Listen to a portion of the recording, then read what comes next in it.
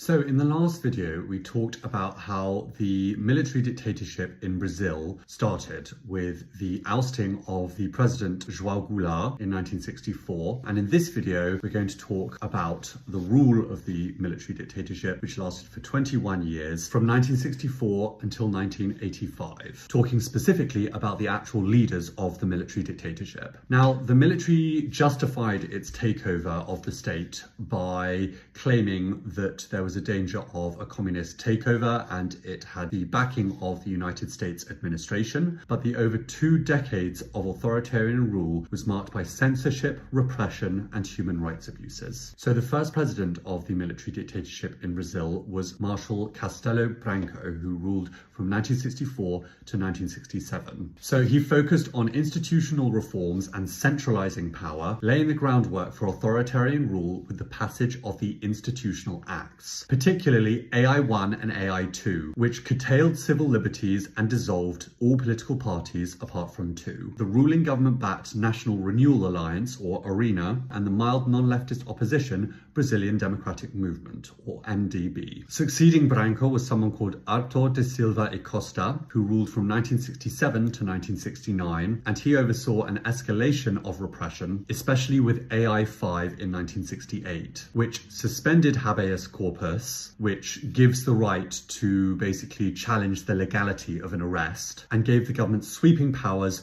to arrest and silence dissent. He then had to leave office in 1969 because of a stroke. A military junta then briefly ruled in 1969, after which General Emilio Garrastazu Médici took over, and he ruled from 1969 until 1974. His government marked the peak of state-sponsored violence, torture, and disappearances. But it also coincided with the so-called Brazilian miracle, where you had an economic boom in Brazil with rapid economic growth, which benefited the elite, but also deepened inequality. In 1974, General Ernesto Geisel took over, and he began a slow, controlled process of political opening, known as abertura, and distanced the government from the most repressive tactics, although censorship and surveillance still remained. Then in 1979, he was replaced by General João Figueiredo. He ruled until 1985, and he continued the transition, allowing political amnesty and legalizing political parties. His term saw increasing pressure from civil society to democratize Brazil, including the Direitas Já movement, advocating for direct presidential elections. Although Figueiredo opposed rapid changes,